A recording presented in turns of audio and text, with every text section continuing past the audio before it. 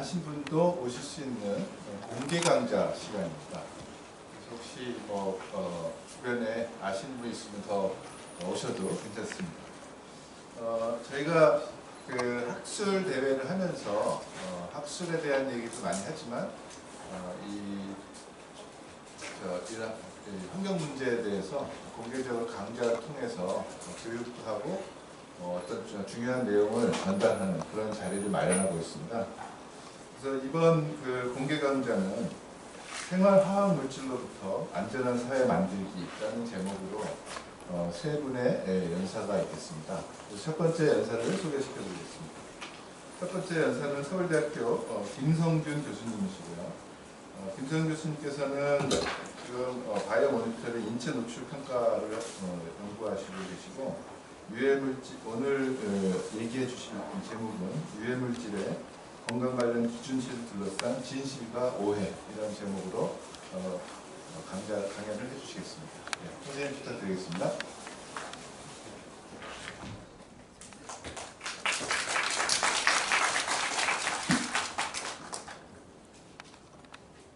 방금 전에 소개받은 서울대학교 보건대학원의 김성균이라고 합니다. 오늘 저는 여러분들과 유해물질 건강 관련된 기준치를 둘러싼 진실과 오해라는 제목으로 말씀을 한번 나눠보겠습니다. 제가 말씀드리는 가운데에서도 혹시 질문이나 궁금한 것, 의견 말씀하실 거 있으면 언제든지 주시고요. 또 강의 끝난 다음에도 함께 말씀 질의응답 시간 갖도록 하겠습니다. 전체적인 오늘 어떤 내용을 다룰 것인가에 대한 이야기입니다. 유해물질, 요즘 굉장히 신문, 방송 굉장히 많이 나오고 있죠. 그 유해물질이라는 것들은 도대체 무엇인가? 또 얼마나 유해하면 유해물질이라고 할 수 있을까? 노출이 전혀 안 되는 것들은 안전한 것일까? 제로란 무엇일까? 제로 익스포죠. 또 우리가 기준치를 초과했다, 즉 기준치를 2배 초과했다라고 하는데, 그 기준치라는 것들은 정말 우리의 건강을 보장해주는 그런 것일까? 어떻게 하는 것이 우리 건강을 이런 화학물질 노출로부터 지키는 더 나은 방법일까에 대한 이야기를 한번 해보겠습니다.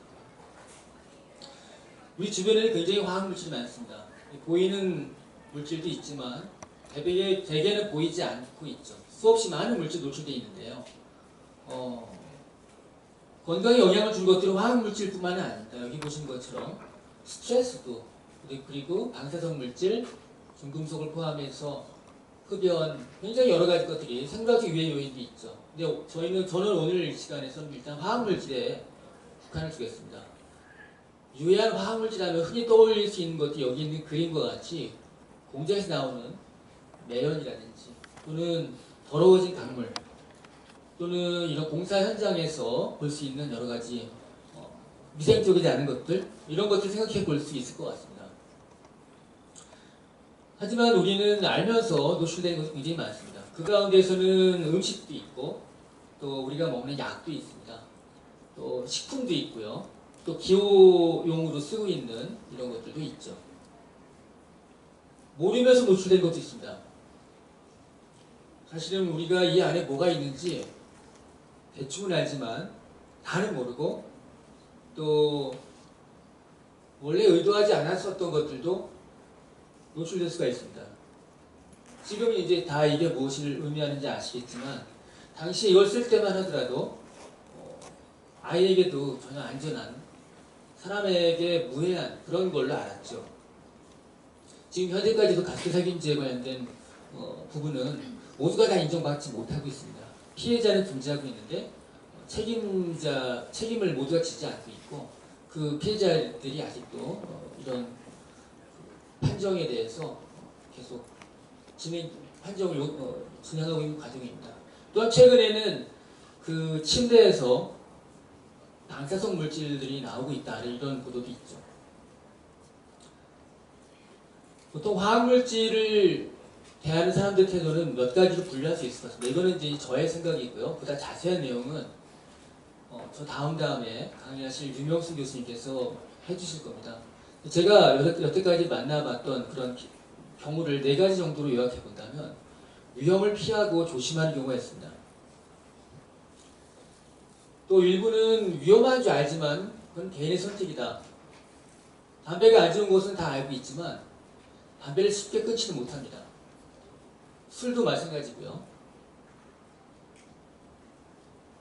부지불 시간에 노출되면서 위험을 걱정하는 경우도 있습니다.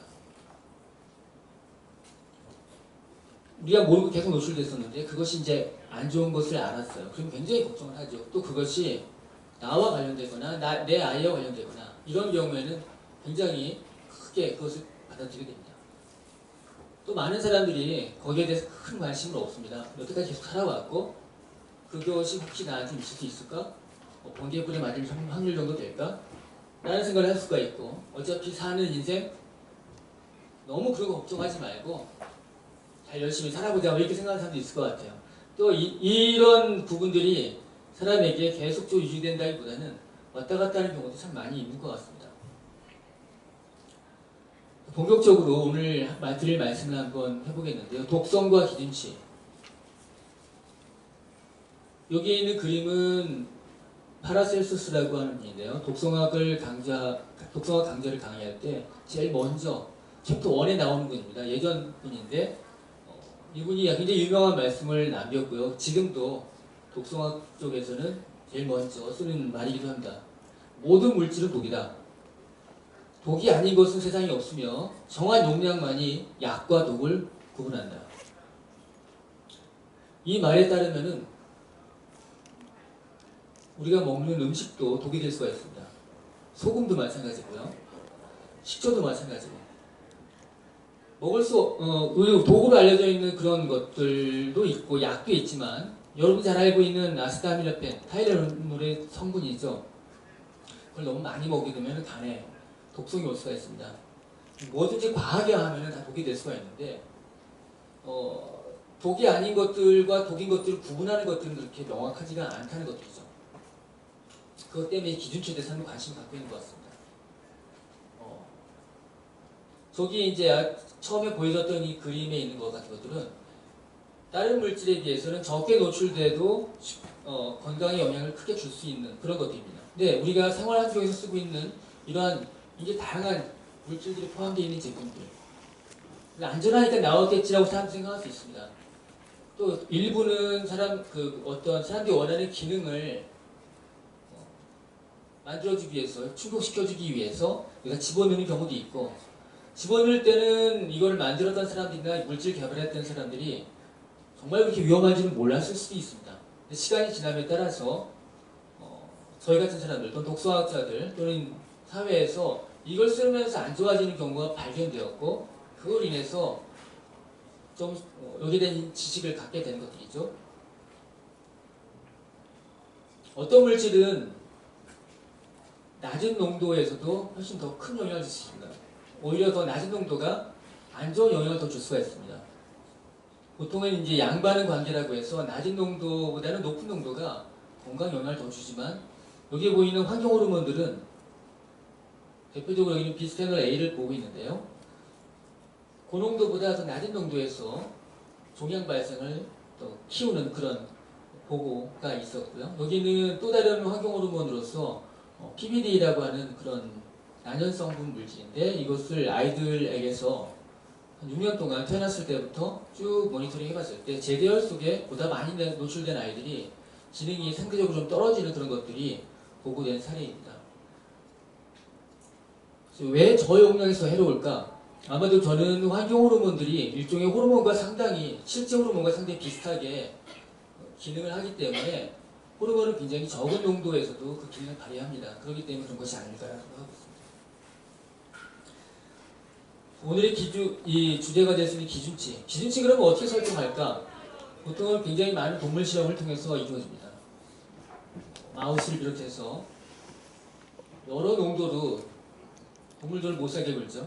입으로 먹이기도 하고 또 이제 피부에 가리기도 하고 혈흔을 흡입시키기도 하면서 어느 정도 농도가 증가될 때 그런 어떤 건강 위해 작용이 나타날까? 그 건강 위해 작용은 뭐 죽음에 이르는 경우도 있을 수 있고 또는 종양이 나타나는 경우도 있을 수 있고 피부 발진이 나타나는 경우도 있고 여러 가지가 있을 수 있는데 그 증상이 여기가 이제 리스폰스에 해당되는 부분인데 증상이 나타나지 않을 정도까지 또는 굉장히 낮은 농도까지 관찰할 수 있는 그 정도까지 가는 수준이 얼마인가를 찾아낸 다음에 이게 동물에서 나온 자료이기 때문에 사람한테 적용하려면 이보다 한 10배 더 낮은 농도 또 사람도 다양한 사람이 존재하니까 그보다 더 10배 총 100배 정도를 더 낮게 소위 그 uncertainty factor라는 것들을 나눠줘서 사람한테 적용하는 경우가 많이 있습니다. 비발암성 물질의 경우에 이런 식으로 이런 기준치를 설정하게 되는데요. 이 100배 정도에 해당되는 물질에 따라서는 1000배도 있을 수 있습니다.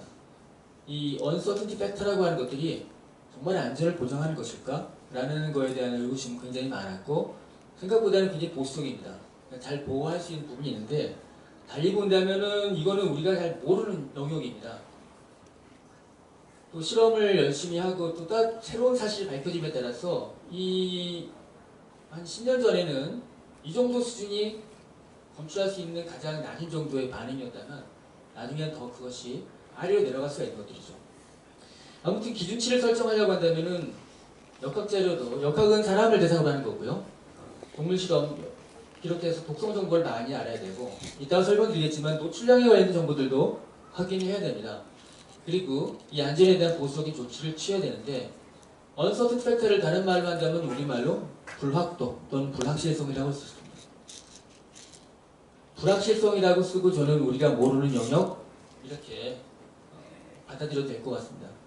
기준치라는 말은 분야마다 굉장히 다양한 이름으로 불리고 있습니다. 식품이나 환경보건 쪽에서는 이를 섭취 허용 기준 또는 참고치, reference dose, 또 reference concentration, allowable daily intake amount 뭐 이런 식으로 쓰이고 있고요. 또는 잔류, 최대 잔류 허용 기준 이런 식으로 다양한 이름으로 쓰이고 있습니다. 산업보건 쪽에서는 법적으로 노출 허용 기준을 정해놓은 경우도 있고요. 이 법적인 기준을 뒷받침하기 위해서 굉장히 많은 학자들이 그런 threshold limit value라는 것들을 제안하기도 합니다. 또 독성학 쪽에서는 요거들을 만드는데 기본 데이터가 되는 것들이죠. 유해한 영향이 관찰되지 않을 정도의 수준 또는 최저 관찰 수준 이런 것들을 바탕으로 해서 기준치를 설정한다는 것에 대해서 간단히 말씀드렸습니다. 조금 더 들어가게 본다면은 이렇게 이게 S커브로 될지 직선이 될지는 잘은 모르겠지만 대개 이렇게 증가한다라고 우리가 보고 있고요. 가장 낮은 수준까지 또는 어드버스 이펙트가 나타나지 않을 정도까지 간 다음에 더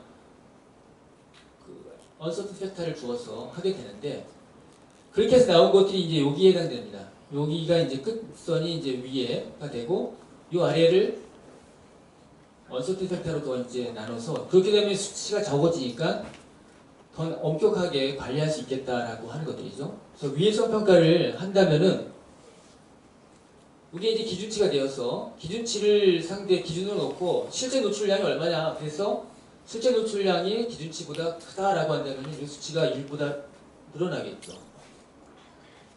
그 반대라고 한다면 1보다 적을 겁니다. 보통 이런 식으로 기준치를 몇 배 초과했다라고 하는 것들은 여기 이런 식으로 하는 것이라고 생각하시면 되겠습니다. 발암성 물질의 경우에는 자연적으로 발생하는 암이 발생률을 초과하는 정도가 그 물질 노출로 인해서 얼마큼 발생하느냐에 대한 것으로 해서 조금은 다르지만 기본적인 어떤 출발 논리는 비슷하다라고 생각하시면 되겠습니다. 자, 저희가 이제 기준치 얘기도 있고 독성 얘기도 하고 또 어떤 경우는 이게 유해한 물질 얘기했었는데 위해성 또는 위험 이런 얘기들도 우리가 많이 접하는 용어입니다. 영어로 친다면은 유해성은 toxicity에 해당할 것이고요. 위해성은 리스크에 해당될 수 있는데 비슷해 보이는 이 말을 우리가 잘 구분을 해야만이 이것들에 대해서 올바른 대처를 할 수 있다고 저는 생각합니다. 왜 위해성과 유해성을 구분해야 될까? 보통 이런 마크들을 많이 보셨을 거예요. 탈 수 있는 물질이다 또는 부식성을 일으킨다, 폭발성이 있다 이런 여러 가지 것들이 있는데 독성을 나타내는 것들이 있고요. 이것들이 다 같은 범주입니다. 얘네들은 그 물질의 속성입니다. 이 속성은 이 물질이 원래 그런 물질이에요. 부식, 산, 알칼리 예를 들자면 그런 것처럼 이 물질의 고유의 속성입니다. 물성이라고 하는데 독성은 그 물질의 물성이다. 정해져 있는 것들이죠.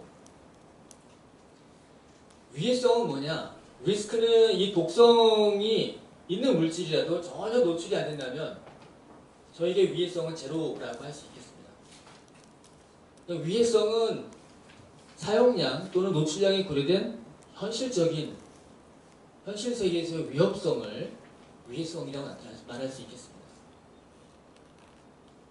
이 설정된 기준의 근거에서의 노출이 얼마큼이냐에 대한 것들을 아까 식으로 제가 보여드렸었는데요. 이 기준이 그러면 얼마나 믿을만한 것이냐 이런 부분들이 굉장히 중요하게 다가오겠죠. 이 부분은 아까도 말씀드렸었지만 우리의 지금까지의 그 과학 지식에도 필요한 부분이 있지만 기준을 우리가 너무 낮게 잡아버린다면 너무너무 엄격하게 잡아버리면 좋을까라고 생각할 수 있는데 지키지 못할 수 있습니다.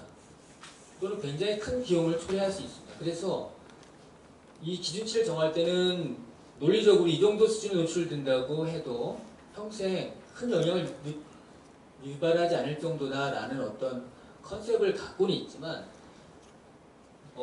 실제로는 그것이 제정돼서 공표되기까지는 사회적인 합의가 필요합니다. 그래서 이것을 어느 정도 수준이 억셉터블 하는지 이런 것들을 얘기할 수 있겠죠. 죄송합니다. 예. 만약에 위해성과 유해성을 구분하지 않으면 어떤 결과가 올까에 대해서 한번 생각을 해봤습니다. 유해한 물질, 유해한 모든 것들이 우리가 노출된 것을 안다라고 한다면 또 검출되었다고 한다면 사람들이 걱정을 합니다. 또 그것이 우리가 모르는 상황에서 노출된다고 한다면 영화에도 그런 얘기가 굉장히 많이 있죠.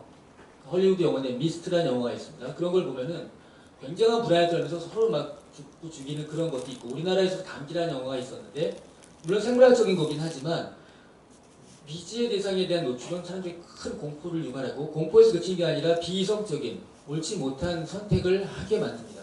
그래서 과도한 불안과 걱정, 공포가 생기게 되면 비이성적인 판단을 하게 되는데 예를 들자면 노출 제로를 요구하게 됩니다. 노출이 안 됐으면 좋겠다. 조금이라도 나온 것을 인정할 수가 없는 것들이죠. 또 불신하게 됩니다. 그 불신의 대상은 정부일 수도 있고 소위 전문가라고 말하는 사람들일 수도 있고 또 공무원일 수도 있고 그 반대로 기업일 수도 있고 반대로 그쪽 카운터파트에 해당되는 사람들도 이거는 안전한 건데 너무 사람들이 과민한 거다 또는 어떤 정치적으로 불순한 의도가 있다 이런 식으로 생각을 하는 경우가 있습니다. 왜냐하면은 이 부분 때문에 그렇죠. 책임을 져야 되기 때문에 법적인 공방이 일어나게 되고 그렇게 된다면 그것은 또 다른 영역으로 넘어가게 됩니다. 이것이 지속되게 되면 사람들이 지치게 되고 무관심하게 되고 이거를 해결할 수 있는 부분에서 자꾸 멀어지게 되는 것이죠. 왜냐하면 독성에 대해서 우리가 정확하게 알고 있는 것 같긴 하지만 계속해서 밝혀지는 부분이 있고 그것을 인정하느냐 안 하느냐에 대해서 끊임없이 논란이 있을 수 있습니다. 학문적인 영역이 실제로 이제 법적인 판단의 근거가 될 수 있는 그 법리를 판단하는 부분은 학문이랑 다른 부분이잖아요.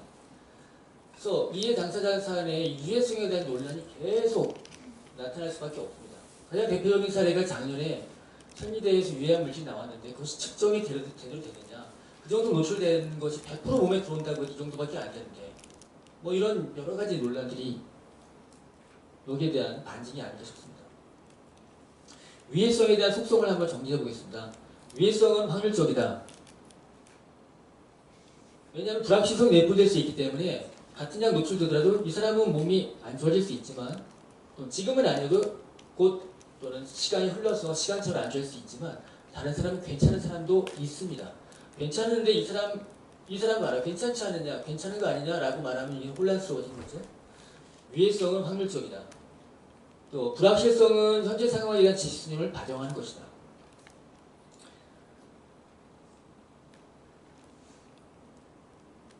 아무튼 제가 드리고 싶은 말씀은 위해도에 대한 결정이라는 것들이 칼로 물을 자르는 것처럼 아까 말씀드렸던 1보다 적으면 안전, 오케이 이렇게 할 수 있는 부분은 아니라는 것 또는 1보다 살짝 넘으면 괜찮은 거다 이렇게 얘기하기가 어렵죠. 더 민감한 사람도 있고 아닌 사람도 있습니다. 보통 위해성 평가 같은 것들이 이런 영역으로 이루어지고 있어서 1보다 적으면 비바람성 독성의 경우에는 안전한 것을 하는 것들이 법적으로 우리 되어 있습니다. 환경보시에서. 한 가지 보여드리고 싶은 것이 있었는데요. 시간이 많지 않았어요. 요 표들은 벤젠에 관련된 아까 그 기준치의 일종이 있죠. TLV라고 하는 건데요. 요걸 바탕으로 해서 이제 법적 허용 기준이 정했습니다. 벤젠에 대한 기준치가 2차 대전이 끝난 직후에는 100ppm이었습니다. 작업장에서죠. 근데 지금 0.1까지 내려갔는데 예전에 사람들은 지금보다 벤젠에 훨씬 더 잘 견디는 사람이었을까? 아닐 겁니다. 아닐 건데 이 사이에 굉장히 많은 일들이 일어났죠. 벤젠이 실제로 1ppm 이하에서도 크게 사람들에게 혈구수를 낮출 수가 있고 큰 독성을 일으킬 수 있다는 것들을 알게 된 것들이죠. 그렇게 본다면은 이 허용 기준이라고 하는 것들이 계속 변할 수 있다는 것들을 보여준 것들이 있고요. 여기에는 Y축은, X축은 어떤 연구를 할 때 그 집단에서 아픈 사람들의 그 퍼센티지고 요거는 아까 말씀드렸었던 그 기준에 대해서 노출량인데 1이라고 한다면은 다 안전을 보장해야 되잖아요. 근데 이 1을 넘는 경우나 아닌 경우나 차이가 별로 없습니다.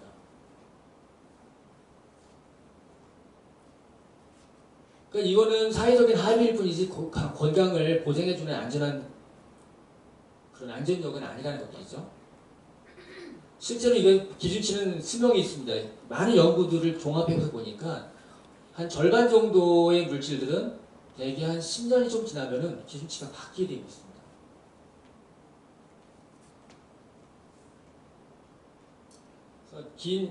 좀 다소제 길게 지루하게 되는데 몇 가지 정리만 하고서 오늘 마쳐볼까 합니다. 독성 참고치 또는 기준치에 관련되는 팩트 체크를 한번 해본다면 기준치가 있어야지 위해 평가를 할 수 있다? 맞습니다. 기준치가 있어야지 위에서 평가를 할 수가 있습니다. 그런데 기준치는 지식이 쌓이고 사회가 변하고 발전하면서 변할 수 있습니다.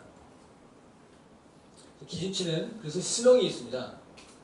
물성이라고 했죠. 독성이라는 것들은 독성은 그대로인데 이 독성에 대해서 우리가 지식이 쌓이기 때문에 기준치 점점 엄격해질 수가 있고 예전에는 그 물질 때문에 그렇게 안 좋다고 생각했었는데 그 물질이 아니라 다른 요인 때문이었구나 해서 그것도 완화될 수 있는 경우도 있습니다.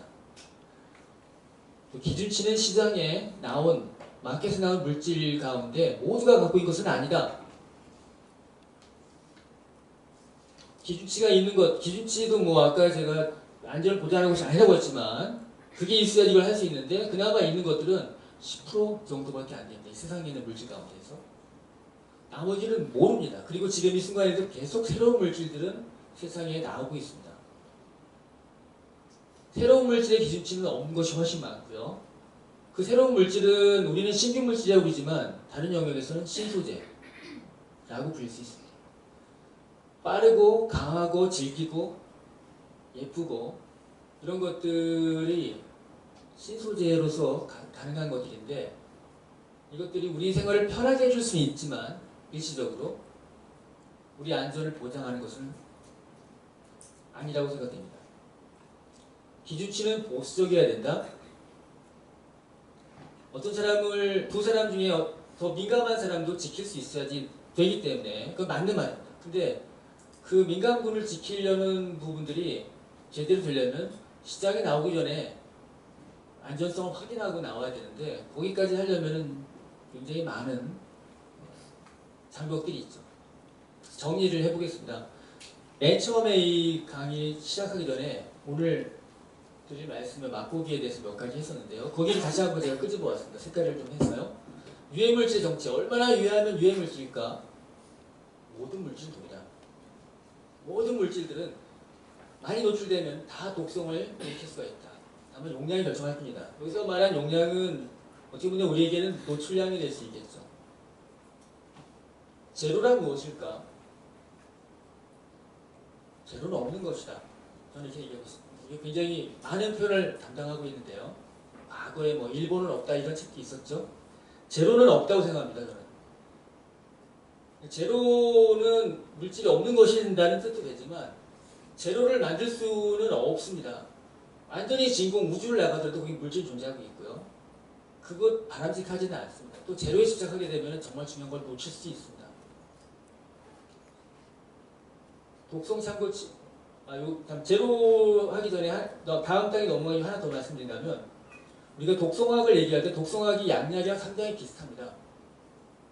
약효를 일으키려면 어느 정도 유효 농도 수준이 있어야 되는 거죠. 체내에서. 독성도 마찬가지입니다. 독성을 일으키려면 어느 정도 수준이 있어야 됩니다.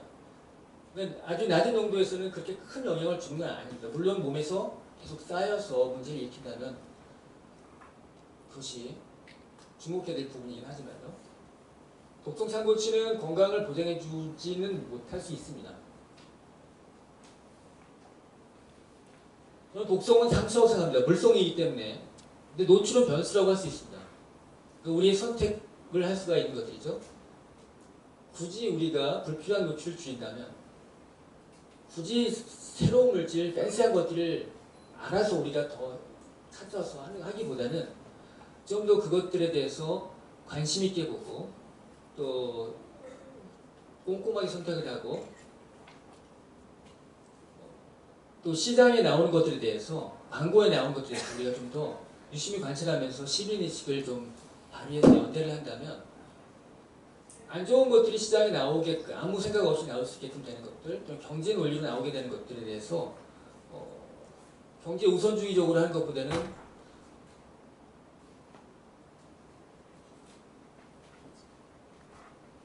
보다 건강을 좀 생각하는 그런 쪽으로 갔으면 어떨까 싶습니다. 다소 좀 당황을 했었지만 제 말씀 여기까지 마치겠습니다.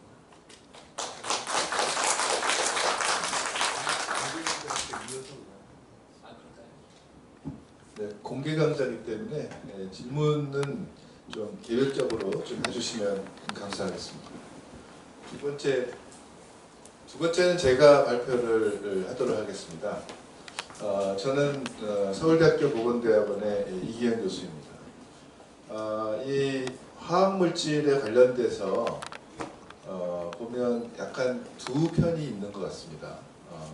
소비자 또는 피해자가 될 수 있는 잠재적인 피해자, 그 다음에 누군가 이것을 관리해주는 쪽, 지금 우리 김수영 교수님 말씀하셨는데 전문가 또는 정부에서 뭔가를 해주는.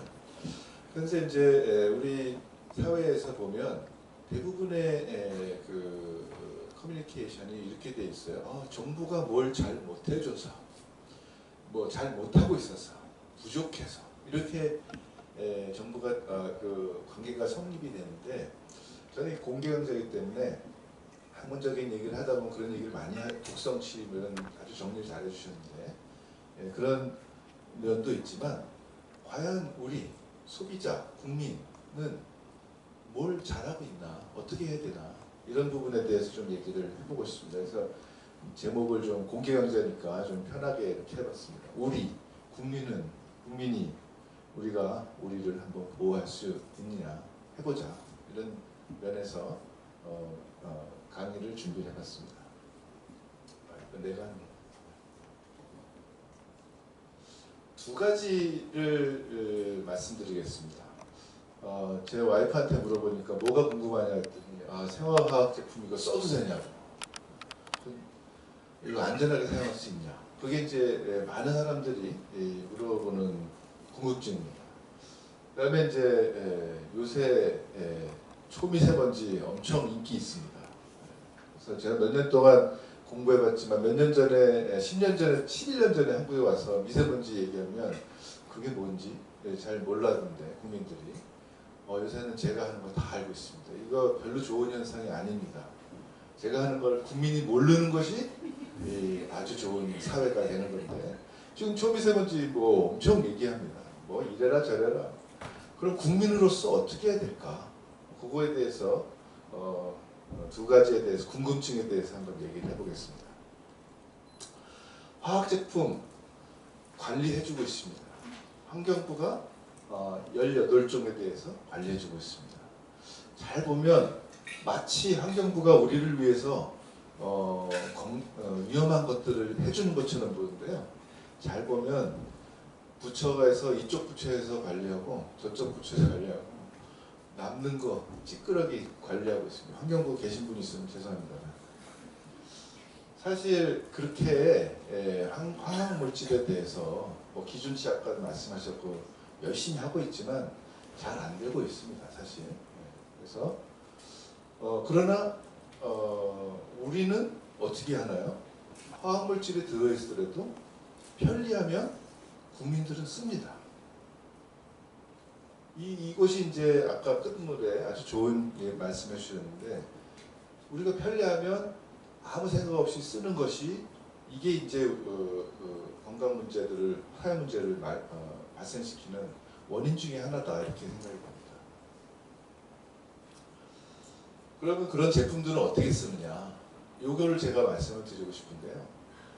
이게 모 제품의 광고입니다. 폐 뭐 띵띵띵 하는 제품인데요. 시어머니가 갑자기 등장합니다. 네, 저는 남자라서 시어머니가 얼마나 그 불편한 존재인지 잘은 모르지만 이렇게 여러 경로를 통해서 보면 상당히 불편한 관계입니다. 시어머니가 갑자기 등장하는데 집에서 좀 냄새가 난다. 걱정합니다. 또 시어머니가 가서 어떻게 하나요? 잔소리를 합니다. 그러니까 제품 광고에서는 냄새를 빠르게 없애주는 띵띵띵띵 하면서 뿌리는 아마 동작을 아실 겁니다. 네. 곳곳에 뿌려줍니다. 또 갑자기 남편이 시어머니처럼 불편한 존재이죠. 남편이 갑자기 전화가 옵니다. 내 친구들이랑 같이 있는데 집에 갈게. 방금 무슨 청국장 해먹고 냄새 나는데. 우리 남자들은 사실 그런 거 별로 신경 안 쓰는데 여성들은 아내들은 집안을 깨끗하게 보이고 싶거든요. 그죠? 갑자기 집에 온다 그럽니다. 어떻게 해요? 그래서 들어오면서 형수님 냄새 집에 좋습니다. 그러니까 많이 쓰세요 라고 이제 광고를 하는 거죠. 그래서 궁금해서 그 제품의 사용법을 한번 이렇게 봤습니다. 혹시 무슨 제품, 화학 제품마다 사용법을 쓰시나요? 보시나요? 아마 안 봅니다. 저도 안 보는데 이렇게 돼 있습니다. 제품을 위를 향해서 잡고 방 전체에 골고루 뿌려주세요. 그 다음에 집안의 모든 방에 뿌려주세요. 여기 이제 광고에서 나오는 거죠. 이렇게 하라. 주의사항.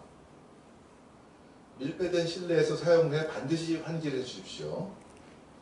환기 절대 안 합니다. 우리 아깝잖아요. 그죠? 왜 이 예를 썼을까요? 지금 조금 전에 말씀하신 기준치, 노출, 리스크 계산해서 이거 뿌려놓고 밀폐하면 안 되기 때문에 이거 써는 겁니다. 우리는 이런 것을 보지 않고 사용하기 때문에 우리 자신이 그 리스크를 만들어내는 거 있습니다.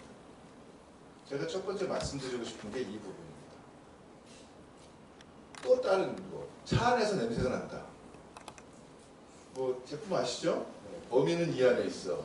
그리고 남편을 봅니다. 남편이 뭔가 방구를 꼈나? 원인은 에어컨 냄새, 2배의 탈취 파워로 상쾌하게. 그래서 쫙 시원하게 나옵니다.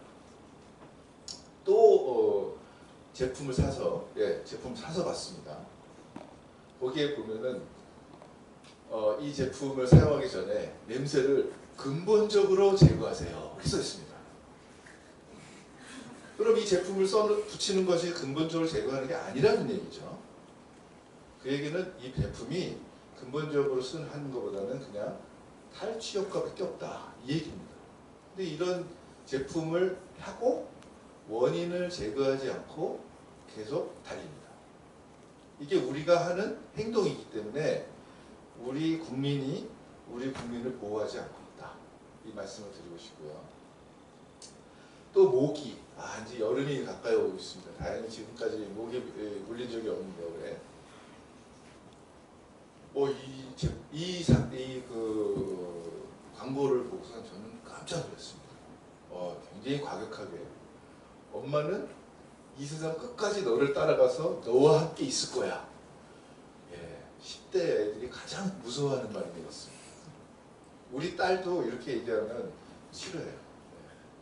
근데 어쨌든 광고에서는 엄마는 너를 끝까지, 세상 끝까지 너를 따라가서 함께 있을 거야. 왜냐하면 엄마가 너를 사랑하니까. 당연히 엄마가 사랑하죠, 엄마가. 근데 아이는 이거 원하지 않죠, 사실은. 근데 이제 이 모기약 광고에서는 이렇게 얘기하면서, 그래서 엄마가 타프하니까 이 모기약처럼 우리 가족을 지켜줄 거야. 그러고 치 끓여줘요. 우리 어머니가 이렇게 하세요. 모기 한 마리 딱 윙 소리 나면 쫙 뿌려줍니다. 이런 광고도 보셨죠? 너무 해피해. 막 뿌리고 다녀요. 점프를 하면서. 우리가 이런 광고를 보고서는 어떻게 뿌리나요? 우리 어머니처럼 똑같이 뿌립니다. 그래서 또 사가지고 사용법을 봤습니다. 환기가 되지 않는 곳에서는 공간살 뿌리지 말라. 제가 그래서 몇 명한테 물어봤습니다. 창문을 열고 환기를 하면서 모기약을 뿌리십니까? 거의 없어요. 왜? 혹시 또 모기 밖에 있는 거 들어올까 봐 창문 닫아놓고 치 뿌려줍니다. 입시를 피하고 이 사람 있을 때 뿌리지 말라는 얘기죠. 근데 물어보면 다 이렇게 뿌립니다. 그 다음에 우리가 뿌린 다음에 외부와 이게 굉장히 어렵게 쓰였는데 환기를 하는 쭉 환기를 하고 하라 그러는데 모기약을 뿌리고 환기하는 사람은 제가 못 봤습니다. 또 환기를 충분히 시킨 다음에 출입하십시오. 이렇게 써 있는데 우리는 그렇게 안 합니다. 왜? 첫 번째 광고 보고 씩 뿌리고 그 다음에 환기를 안 지키는 거죠. 사용법을 안 읽는 겁니다. 근데 이거 똑같습니다.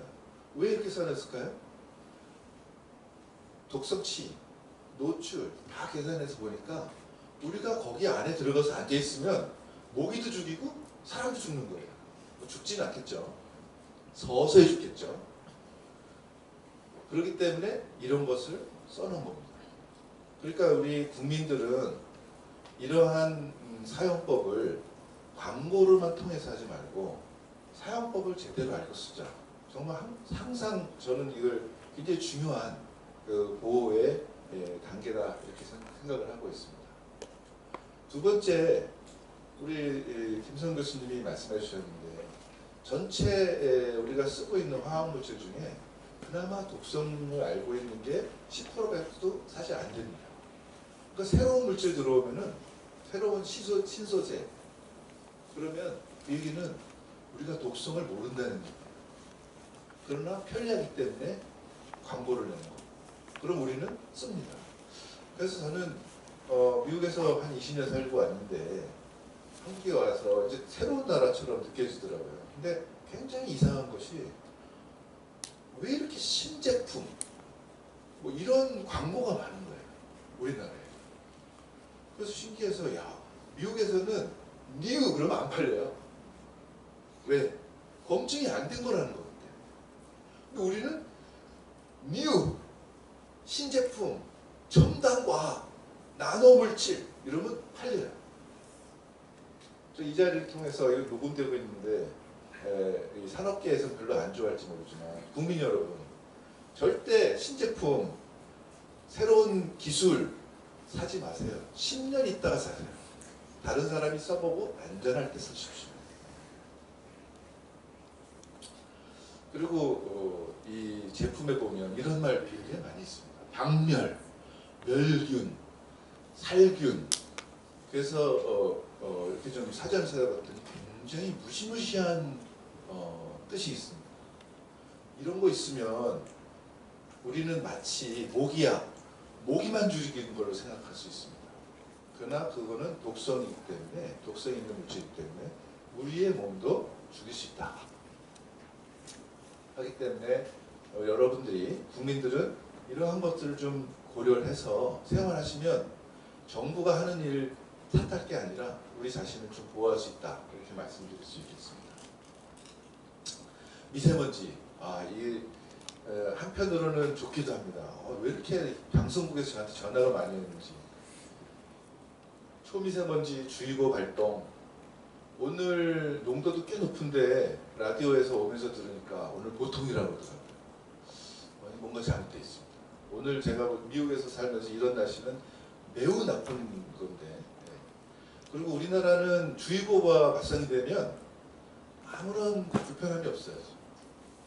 미국에서는 기준을 초과되면 그 도시에 또는 그 주에 내년 예산이 깎입니다. 우리나라는 서울시에 지금 매일 이러고 있는데, 여기 서울시 원원연구원에서 계신 분도 좀 있으실 텐데 서울시 공무원 월급을 깎아야 돼요. 그럼 어떻게 해요?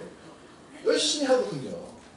환경 기준이라는 것은 그냥 정해놓고 높습니다. 우리나라처럼 우리나라는 왜 이렇게 예보를 좋아해요? 예보를 뭐 더 정확하게 한다. 예보가 정확한 게 아니라 기준이 넘으면 거기에 맞는 컨시퀀스 따라와야 돼요.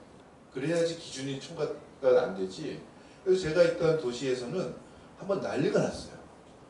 물에 그 하수구로 가는 기준이 초과된 겁니다. 그러니까 연방정부에서 너희들 이 기준을 초과했다. 내년, 그러니까 언제까지 이거를 관리 안 하면 내년 예산에 20%가 깎인다. 그럼 하죠. 네. 우리도 그렇게 해야 됩니다. 초미세먼지가 주의보가 가면 마스크 쓰세요 라고 하지 말고 내년에 우리가 365일 중에 20%의 날에 주의보가 됐으니까 20%의 월급을 깎아야 됩니다. 예산을 깎아야 됩니다. 이거 이렇게 얘기하니까 또 서울시 보건연구원 계신 분들이 굉장히 반감을 하실 수 있지만 예산을 깎아야 됩니다. 그 다음에 또 중국발 미세먼지, 뭐 1급 발암물질 이렇게 얘기하니까 겁이 나는 거죠. 그 다음에 우리나라 초미세먼지 지금 환경부에서 기준 하향했어요. 드디어 50에서 35로. 내리면 뭐합니까? 자기네들 월급 안 깎는 걸. 네, 그냥 내려놓은 거예요. 아무런 컨시퀀스가 없어요. 근데 용어도 지금 헷갈립니다. 제가 초미세먼지, 미세먼지 해놨는데 용어도 자꾸 변경하려고 시도하고, 이런 안타깝게도 이런 미세먼지에 대한 뉴스가 많이 나오고 있습니다. 그럼 대기오염, 미세먼지가 포함이 되어 있는 대기오염 얼마나 심각하냐. 가장 무서운 게 죽는 거죠. 근데 미세먼지는 진짜 사람을 죽일 수 있습니다. 그러니까 우리가 이렇게 편안하게 경고하고 이럴 때가 아닌 거죠. 뭔가 정부에서도 굉장히 강력한 조치를 취해야 됩니다. 사람을 죽일 수 있습니다. 그런데 지금 하고 있는 정대책들이 굉장히 단면적이고 거의 경보해주고 국민이 알아서 하세요 이렇게 하는 수준입니다. 그럼 개인 차원의 대응에 대해서 좀 말씀을 드리겠습니다. 국민이 어떻게 우리를 보호할 수 있나. 제일 먼저 하는 게 이제 초미세먼지 농도가 높아지니까 외부 활동을 자제하세요 이렇게 얘기합니다. 이 굉장히 위험한 이 정부에서 무책임한 제안 중에 하나입니다. 황사가 올 때는 효과가 있습니다. 왜냐하면 황사는 비교적 먼지 입자가 크기 때문에 창문을 닫고 실내에 있으면 실내 공기의 농도가 훨씬 낮습니다. 옛날에는 그런 연구들이 많이 있었어요. 초미세먼지, 소위 말하는 PM 2.5 미만의 입자는 창문을 닫아도 많이 들어옵니다. 이게 우리 밀폐가 잘 안 됩니다. 그래서 그러니까 이제 근데 다행히 다 들어오진 않죠. 조금 낮아져요. 그러니까 실내에서 가만히 있으면 숨을 덜 쉽니다. 그러니까 미세먼지가 조금 덜 들어오고 가만히 있으면 숨을 덜 쉬어서 보호할 수 있겠죠. 그러나 황사 때처럼 외부 활동을 자제해서 그렇게 많은 도움이 안 됩니다. 그러면서 실내에서 뭐 있나요? 뭐 하나요? 라면 끓여 먹어야죠. 조리하죠. 그러면 초미세먼지가 또 발생이 됩니다. 이게 얼마 전에 환경부에서 고등어 얘기를 잘못 꺼내가지고 국민들은 제가 한번 보건복지부에 있는 분이랑 얘기를 하다가 물어봤어요. 고등어 얘기를 했더니 그런 바보 같은 얘기를 해서 정부가 욕을 먹었다는 거예요. 고등어라고 해서 그렇지 요리를 하면 굉장히 많은 초미세먼지가 나옵니다. 그것을 실내에서 있으면서 만약에 요리 한번 해 먹으면 차라리 밖에서 뛰어노는 게 훨씬 낫습니다. 그런 얘기를 잘 해줘야 되는 거고요. 그러니까 이제 또 가스 회사 이런 전자제품에서는 이때다 싶어서 전기 제품 뭐 이런 걸 쓰는데 사실 가스가 문제가 아니고요. 음식에서 나오는 거거든요. 가스에서 나오는 부분은 10% 미만입니다. 그다음 거기다가 실내에서 또 흡연, 왜냐면 밖에 나가면 안 되니까 실내에서 흡연하면 이건 끝장입니다. 그래서 이런 전체적인 개인 노출에 대한 얘기를 잘 해줘서 계속 해줘야 되는데 우리는 지금 계속 정부에서는 외부 활동을 자제하세요. 그리고 환기 안 하게 만드는 거죠. 환기도 사실 한 가지만 생각하는데요. 초미세먼지. 근데 우리 여기 이렇게 있으면 제가 알기로는 여기는 그래도 다행히 리모델링 한 지가 꽤 됐지만 리모델링하고 여기서 환기 안 하고 있으면 차라리 경보인 날 뛰어노는 게 훨씬 낫습니다. 대기에는 초미세먼지만 있는 게 아니에요. 이런 데는 유기화학 물질이 또 나오고 있습니다. 이런 것들 종합적으로 생각하면 환기를 그래도 해줘야 됩니다. 그런 것들을 얘기를 해줘야 되고요. 이 교육부 계신 분들이 안 계신 교육부 계신 분들은 이 동영상을 보시고 꼭 정신을 차리십시오. 학교 교실에서 공기청정기 놓겠다고 난리가 났습니다. 이거 심각한 문제입니다. 돈 엄청 쓰는 거죠. 공기청정기는 초미세먼지를 없앨 수 있습니다. 근데 교실에는 지금 이 공개강좌가 꽉 차 있는데 이 방에 여러분들이 이 좁은 공간에 있으면 이산화탄소를 내보냅니다. 그래서 이산화탄소 농도가 굉장히 높아집니다. 지금 여러분 졸리시죠? 그 이유는 강의를 잘하고 있지만 이산화탄소 때문에 그런 거예요. 학교에서 미세먼지를 내려줘도 이 공기청정기 해서 이산화탄소 농도가 높아지면 학생들이 잡니다. 학생들이 잠되나요? 공부해야지. 이렇게 해서 해결이 안 되는 거예요. 초미세먼지 해결은. 그렇게 되면 또 이제 저 사람은 또 다른 쪽에 무슨 돈을 받았나 보다. 근데 그게 아니고요. 학교같이 학생들이 많이 있는 곳에서는 외부에 깨끗한 공기가 들어와야 됩니다. 집에서는 공기청정기 사용해도 됩니다. 왜냐하면 집에 여러분들 보통 보면은 뭐 가족 요새 소가족이라 한 2명, 3명, 4명 이렇게 되잖아요. 그런 집에서는 초미세먼지 없어지면 다른 것들에 대한 문제들이 많이 해결이 됩니다. 학교는 건강한 잠자는 학생들을 만들 수 있어요. 우리는 원하지 않습니다. 우리 애들이 열심히 공부하길 원하지. 그래서 학교 교실에는 공기청정기 놓는 게 아닙니다. 이건 제가 자신 있게 말씀드릴 수 있어요. 학교 교실. 경우에 따라서는 쓸 수 있고 경우에 따라서는 쓰지 않아야 되는 것이 있는 거죠. 이런 문제, 학부모들 특히 이런 거 좀 건의를 많이 하셔야 됩니다. 마스크. 지금 요새 뭐 여러 가지 회사들이 마스크를 만들고 있는데 또 이 동영상 보시고 마스크 회사에서 또 굉장히 불만을 가질 수 있는데 사실 우리나라가 그냥 마스크 만들어 놓고 쓰세요 이렇게 얘기를 하는데 얼굴 모양이 굉장히 다릅니다. 그래서 잘 맞는 거를 써야 됩니다. 근데 그 잘 맞는 거를 만들어야 되죠. 근데 그 기준도 사실 애매합니다. 이 마스크 지금 기준은 표면이 몇 퍼센트 걸러주나를 가지고 판단하고요. 대부분의 미세먼지는 다 옆으로 들어옵니다. 그러니까 잘 쓰지 않으면 다 옆으로 들어오기 때문에 조금 이상한 말로 말짱 도루묵입니다. 그래서 사이즈나 이런 착용을 잘해야 됩니다. 그리고 작업장에 가서 마스크 쓰라 그러면 사람들이 이 마스크를 여기다 쓰죠. 네, 여기다 쓰죠. 이쪽을 보호해야 됩니다. 목을 보호하기 위해서 여기 씁니다. 일반인들도 쓰라 그러면 이렇게 씁니다. 코를 딱 내놓고. 다 필요 없는 얘기들이에요. 그 다음에 그래서 정확한 착용법을 숙지를 해야 됩니다. 그 다음에 이제 아까 여성분들 얘기했지만 남성들 하루만 지나면 수염이 좀 나죠. 네. 매일 수염을 안 자르면 이 마스크 효과가 없습니다.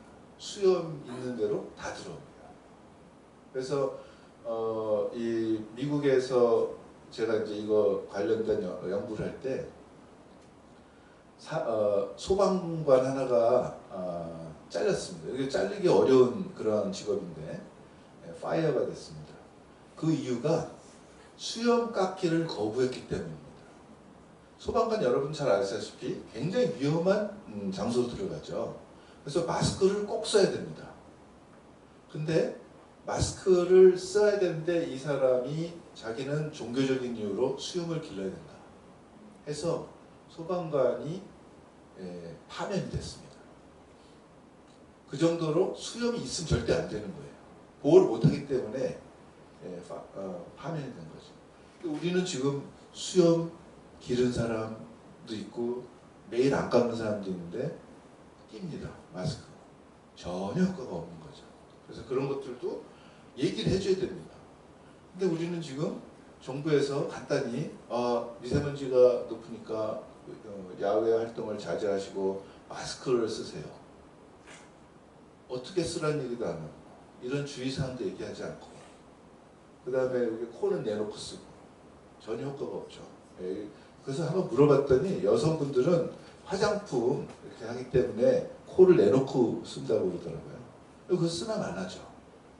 이런 분들은 이렇게 했을 때는 우리가 우리를 보호할 수가 없는 겁니다. 그래서 우리가 보호할 수 있는 그러한 정보들을 제공을 잘 해줘야 된다 이렇게 생각이 됩니다.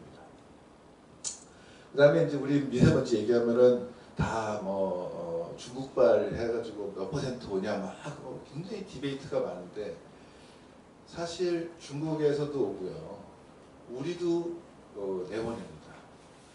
잘 아시다시피 안타깝게도 우리가 중국보다 큰 나라가 아니라서 중국에 얘기해도 말 안 들어요. 그러니까 우리가 할 수 있는 거는 우리 걸 해야 되는 거죠. 근데 우리나라 지금 1인당 연기 소비량이 미국을 맞먹습니다. 제가 며칠 미국 갔을 때 전 세계 인구의 10배 쓴다고 그랬는데 우리가 10배 정도 씁니다. 전기 어디서 오나요? 화력발전소에 오죠. 그러니까 우리는 편하게 살면서 뜨뜻하게 또는 시원하게 살면서 대기오염 탓을 할 그런 지금 여건이 아닌 겁니다. 그래서 초미세먼지 사실 올바른 대처 방법 중에 국민이 해야 되는 것 중에 하나가 저도 듣기 싫어요. 근데 듣기 싫은 대처 방안 이거 꼭 얘기를 해야 됩니다. 대중교통을 이용하자. 가능한 한 혼자 타고 다니시면 저도 오늘 혼자 타고 왔습니다. 그렇지만 국민이 초미세먼지에 대한 문제를 해결하기 위해서는 이런 거 꼭 해야 됩니다. 에너지를 아껴 쓰자. 쓰레기를 버리지 말자. 물건을 아껴 쓰자. 갑자기 초미세먼지 얘기했다가 이상한 얘기로 이제 마무리를 하는 것 같은데 바로 이런 행동들 때문에 에너지 사용하고 그럼으로 해서 초미세먼지가 발생이 되는 거고요. 그로 인해서 우리가 영향을 받는 겁니다. 이러한 사이클을 무시하고 왜 정부가 아무것도 안 해주냐? 여기 서울시 공무원 월급 잘라라! 이렇게 해서는 안 된다는 얘기입니다. 그래서 우리가 우리를 보호하기 위해서는 조금 불편하더라도 이러한 행동들을 생활화하고 아이들에게 또 대중들에게 이런 교육을 자꾸 시켜야 된다 이렇게 생각이 듭니다. 이상 마치도록 하겠습니다. 감사합니다. 네, 그리고 이어서 마지막 연사는 저희 서울대학교 보건대학원의 보건학과 유명순 교수님께서 해주시겠습니다. 시간을 지키기 위해서 30분.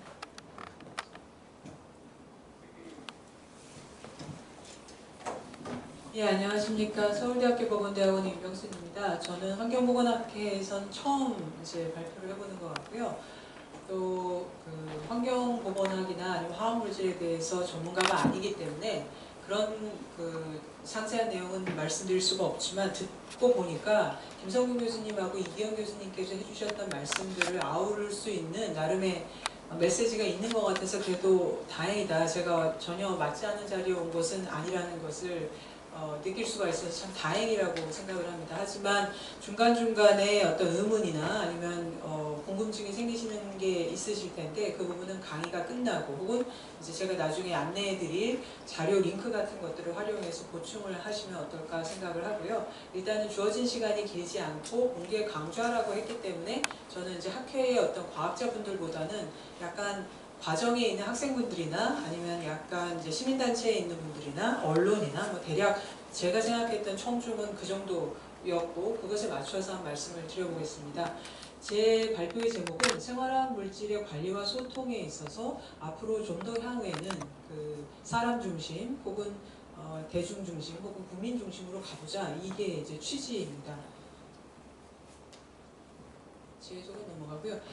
일단은 왜 우리가 사람 중심이라고 하는 패러다임을 이야기해야 될까에 대해서 잠시 말씀을 드리고 반면에 지금의 우리 현실은 어떤지 말씀드리고 그리고 만약에 우리가 사람 중심으로 생활학 물질의 관리와 소통에 관심을 기울이게 될 경우 어떤 식의 그러니까 학계 입장에서 학회니까요. 그래도 어떤 식의 조사 그리고 그 조사에 기반한 어떤 사업 그리고 어떤 협력관계, 어떤 메시지 개발 이런 것이 가능할까에 대한 예를 좀 보여드리고 이제 제가 생각하는 어려운 점들을 마무리로 말씀을 드리면서 마치도록 하겠습니다. 뭐 이미 앞에 두 교수님께서도 말씀을 해주셨지만 초미세먼지는 물론이거니와 이제 뭐 최근에 라돈까지 물론 이게 다 화학물질하고의 범주에 들어가 있지는 않지만 우리의 생활 환경을 둘러싸고 안전사고나 위기 상황이 많아지고 또 그 간격이 굉장히 좁아지고 있습니다. 그런데 문제는 뭐냐면 어떤 문제가 터지고 나면 일반 사람들은 저희들은 좋은 나라 그리고 안전한 나라에서 모든 국민이 과학자가 될 수 없고 그래야 될 필요가 없죠. 근데 기억하시겠지만 저번에 살충제 검출 계란이 나왔을 때 트위터라든지 이런 많은 SNS 공간에서 내가 이러려고 계란 사 먹냐 이런 말씀들 많이 들으셨을 거예요. 그러니까 그 난각 코드를 그 복잡하고 어려운 난각 코드를 일일이 소비자가 확인해야 되고 그러니까 모든 제품을 산다고 할 적에는 신뢰를 깔고 있어야지 되는 건데 그 부분이 믿음직하지 않기 때문에 소비자가 뭐 거의 CSI 수준으로 나서야 되는 이런 현실에 대한 비판이었었죠. 정리하자면 이 사회가 화학물질에 대한 관리와 소통에 대해서 공적 역량이 뛰어나다면 국민들은 안심을 하고 위기가 생겨도 편안한 마음으로 대처할 수 있게 될 겁니다. 근데 그게 되지 않으면 문제가 더욱 심각해지기 때문에 포인트는 우리 사회가 점차 아까 공무원 말씀하셨고 학계도 말씀하셨고 뭐 정치 쪽은 말씀 안 하셨지만 정계를 비롯한 각 사회 계층에 대한 일반 국민들의 기대를 높이게 되는 거죠. 이 기대가 깨어지게 되면 아무리 이 지지를 많이 받는 정부라 할지라도 오래가지 못할 것이며 또 특정 정부와 상관없이 사회에 대한 불안이 커지게 되면 웰빙이 깨집니다. 그렇기 때문에 국민들의 이런 높아진 기대를 충족하기 위해서는 전문가 선생님들께서 하고 계시는 위해성 평가의 엄정함, 과학적인 수준의 향상과 더불어서 사람들이 도대체 무슨 생각을 하고 있는지 어떤 문제가 터질 때마다 구체적으로 어떤 경험을 하고 있는지 그리고 뭘 바라는지 이 부분들에 대해서 체계적으로 알고 또 알려고 하고 그 알아낸 것에 기반해서 아까 이기영 교수님께서 굉장히 좋은 그리고 깜짝 놀란 게 제가 지금 연구를 시작하려고 하는 게 생활화학 제품 파동들을 겪으면서 이 좋은 소위 말하는 전 국민에게 전파되는 건 뉴스만이 아닙니다. 광고 효과 굉장히 중요하죠.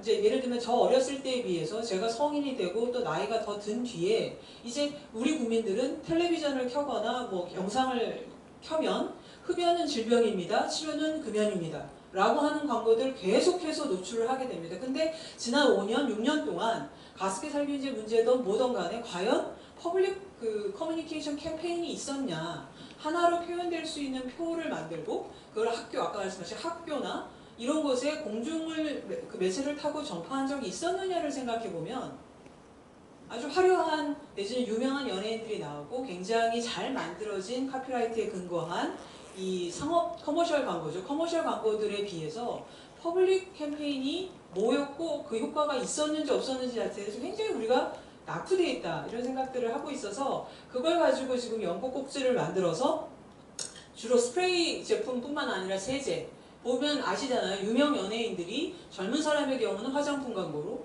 기혼 여성의 경우는 세제 광고로 갑니다. 그럼 그 여성들을 동경하거나 혹은 흠모하는 많은 소비자층들은 그 이미지를 타고 그 제품으로 넘어가죠. 근데 거기서 안전사항이나 주의사항은 커머셜 광고에 나오지 않습니다. 그렇기 때문에 방금 이 부분, 그러니까 국민들의 인식과 경험과 요구를 파악하고 반영한다 함은, 그러니까 지금 우리 사회의 생활화학 제품의 관리와 소통이 단순히 서베이하고 잘할 거라고 하고 전문가 자문하고 이렇게 소수의 교수님들께서 강력한 메시지를 전달하는 것에서 머물러서는 전체적인 수준 향상을 기대할 수 없다라고 하는 위기를 저는 많이 느끼고 있습니다. 그래서 그 얘기를 드리려고 사람 중심으로 하자는 말은 소비자 마음에 맞춰주자 이 뜻을 말하자는 게 아니라 사람의 관점에서 위험이나 위기가 어디에 지금 도사리고 있는지를 알고 그것에 대응하는 시스템과 그리고 연구와 투자를 하자. 이제 이게 결론적인 메시지입니다. 이미 많은 학자들은 해외의 경우 과거에는 저렇게 흑백의 논리로 안전하다와 위험하다가 있었다라고 생각을 했습니다. 그래서 정부는 저기 지금 금을 구워놓은 저선, 그러니까 안전한데 거의 완벽에 가까운 안전에서부터 약간 문제가 될 만한 지점, 그러나 위험의 수준에서 보자면 정말 위험한 좀 위기가 터지는 건데 그보다 조금 더 위에 있는 저 수준을 나름의 예방 혹은 개입의 지점이라고 보고 레귤레이션을 저기에다 했습니다. 저것조차도 굉장히 논쟁이 있죠. 왜냐? 국민들은 좀 더 높은데 이미 안전해 보여도 저 수준에서 정부가 개입해 주기를 바라고, 인더스트리라고 이야기하는 산업은 위에서부터 압박을 가해서 최대한 레귤레이션이 아래쪽에 있기를 바라겠죠. 두 가지의 압력, 그러니까 규제를 자율화하고 자유롭게 생산하고 마음대로 선전할 수 있고 안전이란 말을 여기저기에 붙일 수 있게 해주는 사회를 이렇게 원하게 되는, 그래야지 먹고 사니까요, 기업은. 그 방향과 거기서 주는 압력과 국민들은 최대한 공세적으로, 선제적으로, 그리고 예방적으로 아주 강력한 규제를 원하는 프레셔. 두 가지 프레셔쇼에서 정부가 저 정도 선에서 설치를 했다는 겁니다. 그런데 이미 저도 이제 저희 대학원에 계시는 두 교수님을 비롯해서 백토변 교수님이나 최경호 교수님 같은 전문가들의 말씀을 듣고 공부를 하고, 제가 화학에 있어서 전문성은 전혀 없으나 이제 접하게 되면서 느끼는 바가, 지금 과학자들이 해줘야 되는 것은 그레이 에리어, 저 회색지대에 대한 설명, 좋은 설명. 회색지대가 있다는 건 무지를 말하는 것이 아니라 과학이 있고 연구가 있고 증거가 있고 그리고 근거가 있지만 그 어떠한 것도 확실하다고 말할 수 없다라는 게 무엇을 의미하는지에 대한 노력들, 그리고 원래는 국민들이 저 아래쪽에 있었다면 그 지점의 수준을 높이고, 반면 기업의 경우는 저렇게 마음껏 내가 생산할 수 있게 해달라고 하는 노력으로부터 내려가게 해주는 것. 그래서 저 그레이 에리어에 신경을 써야 된다라고 이미 말을 해왔습니다. 한 30년 전부터. 유럽에서는 저것에 기반해서 많은 활동들을 하고 있고요. 근데 제가 오늘 비록 외람되지만 이렇게 옆에서 곁에서 지켜보고 또 위험 소통에 관심이 있는 일인으로서는 우리 사회는 아직은 이제 무엇을 할까라고 하는 거에 초점이 여전히 물질 중심 혹은 제품 중심에 좀 치중되어 있다 보니까 소비자 중심이라고 하는 것은 소비자 단체나 아니면 어떤 소비자 어떤 모임들에서 하는 것처럼 약간 혼동되어 있는 요점은 오히려 과학자들이 먼저, 오히려 정부가 먼저 국민 중심, 사람 중심, 그 다음에 어떤 개인 중심이라고 하는 말들을 해야 될 필요가 있다는 그런 말씀들을 그림을 통해서 보여드렸습니다. 다시 한번 말씀을 드리면 아까 그게 관리에 있어서의 초점이라면 이제는 소통 말씀을 좀 드려보겠습니다. 저 아까 이기영 교수님께서는 처음에 모두의 말씀을 하시면서 소비자가 있고 관리하는 사람이 있다고 했지만 이제 저희 위험 소통을 하는 입장에서는 조금 더 많습니다. 플레이어들이. 인더스트리를 아주 무시할 수 없고 굉장히 중요합니다. 굉장히 중요한 파트너이기도 하고 굉장히 조심해야 되는 대상이기도 하며 협력의 한 부분을 이루고 있습니다. 산업이 있고 또 하나 빠뜨려서는 안 되는 게 아까 제가 캠페인 말씀 광고 얘기했는데 언론입니다. 언론이 있고 그리고 시민이 있으면 시민을 대표하는 여러 소비자와 환경과 관련된 단체들이 있고 저와 같은 학계에 있는 사람들을 포함으로 하는 연구자가 있고 그리고 가운데에 정부가 정부는 그 누구의 편도 아니면서 그 누구를 위해서라도 일을 해야 되는 사람들. 그래서 정부의 입장에서 중요한 것은 누구의 그 여론 그리고 누구의 인식과 경험에 기반해서 이 관리를 하고 이 소통을 해야 될 것이냐에 대한 어떤 그 근저에서 올라오는 힘이라고 하는 것이 굉장히 중요하기 때문에 저희들은 생활화학 물질에 대한 관리와 소통을 할 적에 저 하나하나의 행위자들을 잘 봐야 되고 빼놓지 않고 봐야 되고 계속해서 봐야지 되고 이제 이런 말씀을 드리고자 합니다. 그런데 과학 소통에 있어서 과거 모델이 맨 왼쪽에 있는 것인데요. 저도 옛날에 저렇게 배웠죠. 과학은 진리다. 진리는 나의 빛. 이런 거였죠. 그래서 과학은 답을 알고 있고 과학을 통해서 진실 혹은 진리라고 하는 것이 그 범위에 속해 있지 않은 사람들에게 전달됩니다.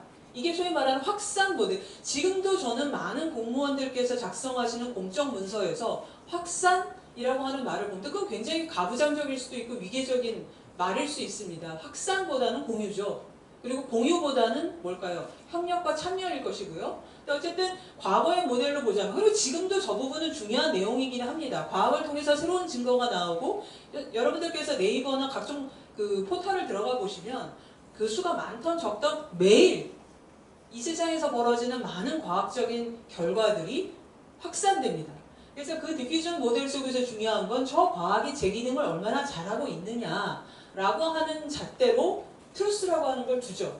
그런데 소위 말하는 수기, 예를 들면 신고리 원전 때 많이 우리가 경험을 해보셨을 텐데 수기 모델에서는 국민들이 모여서 당신들이 해놓은 예를 들어 누가 이것을 판정할 것인가, 생리대 위험성에 대해서 누가 판정할 것인가, 살충제 검출 계란에 대해서 무엇이 옳다라고 누가 말할 수 있는 것인가에 대한 우리 정부는 지금 이런 일을 제대로 하고 있다라고 할 수 있는가, 국회가 해야 되는가, 학회나 특정 학계가 해야 되는가 와 같은 부분들을 둘러싸고 정당성이라고 하는 것을 부여합니다. 그런데 이제 유럽을 중심으로 한 과학 커뮤니케이션에서 최근 들어 또 점차 더 많이 강조하고 있는 것은 여러분들 선생님들 글을 보면 또 그 기고나 이 학회 같은 데서 발표하시는 것들을 제가 이제 보면 이 단어를 참 많이 쓰시죠. 트러스트보다는 크레더빌리티가 더 맞는 말입니다. 크레더빌리티라고 하는 것은 신뢰라기보다 신뢰성이죠. 신뢰성. 그리고 여기서 중요한 것은 화살표가 보시면 일방향이 아니라 양방향입니다. 주고받는 것, 과학과 대중과 사회가 지금 이 불확실한 사회에서 확정할 수 없는 이 도전에 있는 전문가, 그 도전 속에서 하루하루 일상을 영위해야 되는 우리들의 국민들이 서로를 믿고 그리고 사용하며 그리고 소비하고 그리고 그것을 통해서 만족이라든지 효용을 얻는 그런 신뢰성의 문제를 가지고 과학소통을 봐야 된다. 이게 이제 최근의 경향인 거죠. 그런데 이제 저희 사회에서 지난 한 3년, 4년 동안 있었던 큰 사건들은 선생님도 기억하시겠지만 결국 언론이라든지 방송이라든지 인터뷰라든지 글이라든지 발표라든지 앞과 끝에 나왔던 단어가 credibility죠. 신뢰가 중요하다. 믿음이 있어야 된다. 이게 어떻게 보면 정말 위험해서라기보다 그 위해성 자체가 정말 치명적으로 문제라서기보다 그 사실을 받아들이지 못하는, 그러니까 국민과 사회가 그 정보와 근거를 수용할 수 없는 크레디빌리티의 위기, 이 얘기인 거죠. 그래서 이제 앞으로 사람 중심으로 안전과 위험 소통 관점을 변화시키게 되면 트루스냐 레지티머타냐 이거보다는 과연 우리는 지금 이 정보를 이 관리 시스템을 통해서 저 소통의 메시지를 그러니까 어떤 신뢰성을 기반으로 해서 주고 받고 따르고 그리고 그것에 기반을 해가지고 할 수 있느냐, 이런 질문들을 더 많이 할 수 있다는 그런 주장입니다. 그런데 이제 과학 커뮤니케이션에서 많이 고민하고 있는 것이 여전히 현실에서는 이거 꼭 한국만의 이야기는 아니고, 저 그림이 굉장히 간단하지만 효과적이라고 저는 생각을 하는데, 과학자들은 이건 사과야 라고 얘기하는데 사람들은 저걸 오렌지라고 받아들이는 거죠. 완전히 다른 이야기를 하고 있는 경우가 무척 많다는 거죠. 대표적인, 그리고 실제로 조사를 해봐도 전 예전 것이긴 한데 기울기가 다르다는 거죠. 그러니까 과학자들하고 일반 국민은 같은 리스크를, 그러니까 그 해자드나 아니면 유해한 물질의 가능성이 있는 것들을 묻고 얼마나 위험하다고 생각하냐, 이 위험이 언제쯤 닥칠 거라고 생각하냐, 만약에 위험이 문제가 됐을 때 내 건강이나 내 라이프에 어떤 위험이 있을 거라고 보느냐를 물어보면 그것에 대한 기울기가 상당히 차이가 난다는 겁니다. 대표적인 경우로 요즘 문제가 됐고 또 앞으로도 제가 볼 땐 큰 문제가 될 수 있는 것이 케모포비아 같은 일이죠. 혹은 화학물질에 대한 과도한 공포 혹은 극단적인 두려움, 이런 것들이죠. 왜냐하면 화학을 하는 사람들은 천연에 대한 환상들을 많이, 제가 어떤 경우는 꾸짖듯이 지적을 합니다. 전문가들은. 그러나 사람 일상적인 상황에서는 화학 물질에 대해서는 두려움을 기본적으로 느낄 수밖에 없고, 이게 무지가 아니라, 그 무지의 문제가 아니라 상당 부분 아까 앞에서 말씀드렸던 신뢰성의 문제, 혹은 사회가 어느 정도까지는 수용해도 되고 어디서부터는 함께 노력을 해서 조심해야 되는 거와 관련된 말, 그러니까 이해와 수용에 해당되는 단어가 리터러시이기 때문에 생활화학 제품과 관련해서는 저는 사회의 그 과학적 리터러시 수준의 문제가 관리나 소통의 수준을 좌우하는 굉장히 중요한 문제가 될 것이다 라고 생각을 합니다. 그러니까 지식 문제가 아니라는 거죠. knowledge라든지 무슨 이 알고 모르는 문제가 아니다. 이 소리는 다른 뜻이 아니라 문화사회적이고 또 심리적인 그런 접근들을 필요로 한다는 것이고요. 그래서 여기까지를 좀 정리를 해보자면, 제가 제목에 달았던 사람 중심이다라는 것은 뭐 친절하게 한다, 뭐 편안하게 편리하게 해준다, 이 뜻이라기보다는 생활 속에서 화학 물질을 사용하는 많은 국민들의 입장에서 관리나 소통의 그 수준을 평가할 때, 혹은 그것을 관리하는 역량을 평가할 때 사용자, 소비자, 국민, 즉 사람들에게 무엇이 중요한가, 사람들에게 의미 있고 또 우선 중요한 것이 무엇인가에 초점을 조금 더 맞추는 것입니다. 그래서 이 결과가 안전한 물질이 아니라 그것을 사용하는 사람들의 경험의 질 향상. 그러니까 생활 속에서 화학 제품을 100% 프리로 완전히 안 쓰고 살 수 없다면, 그게 굉장히 힘든 과정이라면, 사용한 아까 그 광고 분석 같은 것들이 왜 중요하고 사실은 굉장히 파워풀한 증거가 될 수 있냐면, 사람들 지금 현재 한국, 제가 좀 알고 싶은 게 그거예요. 제가 연구비가 많고 단연도 과제를 할 수 있다면 과연 우리 국민들은 생활 속에서 화학 제품들을 사용할 때 그 사용하는 경험의 수준을 난 너무 후진적인 것으로 보고 있는지, 선진적인 수준에 가깝게 보고 있는지, 언제 불안한지, 왜 불안한지, 이런 것들에 대해서 지금 저희들은 갖추고 있는 증거와 근거가 굉장히 빈약하다. 그런 상태에서는 이것은 이 정도 기준을 적용해 봤을 때 안전하며, 이것은 지금 안전하지 않고 장기적인 효과를 지켜봐야 하며, 이런 팩트들은 내지는 의견들은 국민들에게 그렇게까지 와닿지 않을 것이기 때문에 사람들의 경험의 질 향상 관점에서 보자면 개선할 것들이 많다는 것입니다. 그래서 그런 것들을 이 다음의 그림으로 그냥 해봤는데요.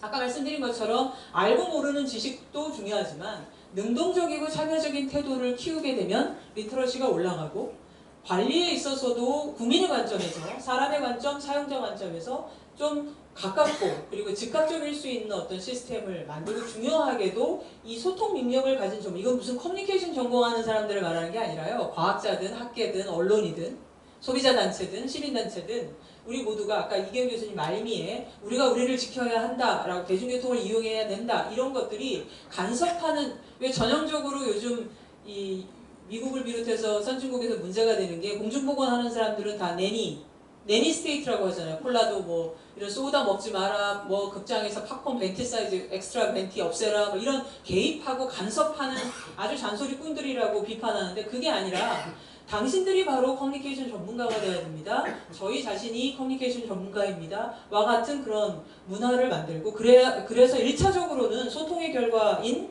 이해나 동의와 신뢰가 올라가지만 궁극적으로는 그래야지만이 생활화학 제품의 관리 시스템의 수준과 아까 공무원 월급 얘기를 하지 않아도 될 그런 수준의 향상과 궁극적으로는 건강 수준의 향상이라고 하는 것을 낳는 거죠. 근데 저 붉은색으로 표현한 그 주홍색으로 표현한 저 부분이 제가 보는 챌린지들입니다. 왜냐하면 저런 것이 가능하려면 부처간, 공적인 체제에서는 부처 간 부문 간의 코디네이션이 잘 돼야 되고 통합이 돼야 되는데 저희는 지금 여전히 상당히 높은 칸막이가 있고요.